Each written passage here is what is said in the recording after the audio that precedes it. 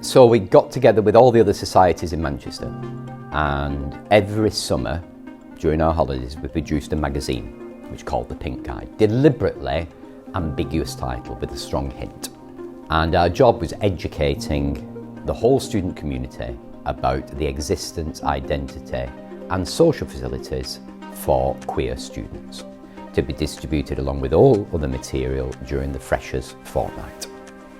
And it was an unapologetic statement of we're here, we're queer and we're not going shopping. 25 years ago here at Salford, 4 students found themselves being expelled from their own student union and facing a torrent of discrimination from fellow students and the very institution at which they had chosen to study. I think it was the 3rd year we produced it. We had this explicit image of a sheathed phallus. Most people don't read literature that they're given. It just doesn't happen, where imagery is far more powerful at getting messages across. So a sheathed phallus or sheathed penis was the one. And we put it in the safe sex information on 2 pages. A huge flaw.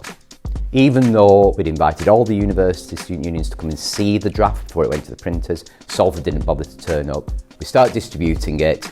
This university, student union, immediately called me in and said, we can't have this. And I did suggest they'd been invited to the pre-publication, they'd not bothered to turn up. No, we still can't have it. The Christian Society is deeply offended, and it's remarkable. We're trying to save people's lives here, it's going out. And you've got to remember the context. This is the Sun talking about the gay plague. One of my friends died through HIV-related illness. So you've got all that shit going on. So they refused to give it out, so we gave it out. In fact, they destroyed the 200 and odd copies they'd been given. They called me and the other chair, Katie, to an exec meeting to be held to account, to give a promise that we'd stop giving out, we wouldn't. So immediately afterwards, the society was frozen. And then a week later, the 4 of us, still got your letter, informed that we were banned. I, foolishly or recklessly, had arranged to meet someone, and I was in the bar and the security came and escorted me out. The following weeks and months found the committee facing huge adversity from their SU, and despite many letters between Jeff and the president, the expulsion of the students was still upheld. I mean, my emotional reaction was outrage, anger, but just absolutely livid and I know from being in the meeting, being told we were expelled, I reacted with vociferous objection with the assistance of a few pints, I think, and possibly chasers might have been involved. So we were a bit anxious before going to the meeting, so in an attempt to pacify my own nerves, I may have gone slightly too far.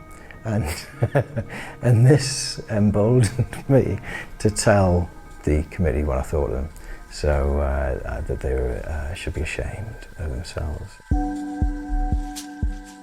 My reaction was far colder and far more with gritted teeth, and the reaction was fuck you.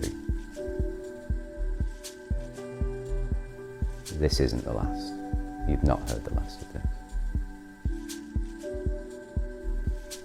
And I didn't need to be outraged. Simon had been outraged for us. But absolute steel determination that I'm going to make new things. A huge series of letters, minutes, documents and the Pink Guides themselves have all been preserved by Jeff within the Manchester Central Library archives. To get more of an idea of this story and the struggle these students faced a quarter of a century ago, we took 2 of our current students to view the collection. This image was talked about for ages. One of the problems safe-sex organisations, health organisations, were having was the majority of people who had unsafe sex wouldn't define themselves as gay. So I'd find myself with others outside of gay venues at 1:30 in the morning giving out gay men's safe sex packs, which were condoms and KY jelly and what have you. And you'd have lads coming out holding hands with whoever they copped off with, going, "You're all right, mate, I'm not gay." And at first you're rather arrogant. Of course you're gay, you've copped off. And that was our arrogance. These men weren't gay. They'd probably gone out, left the girlfriend for the night, were out with the lads, and that was their bit of fun. And then they'd return to their straight life. And they weren't gay. And they certainly wouldn't be reading gay information. So the information we were getting is a pictorial image is far more powerful. So a sheathed penis going up a bottom that does it. What this did was lead to our Lesbian and Gay Society at Salford being closed down. And I have to say, true to form, when you tell students not to see something, so the positive side of the negative of being publicly discriminated was that more people saw this image than ever.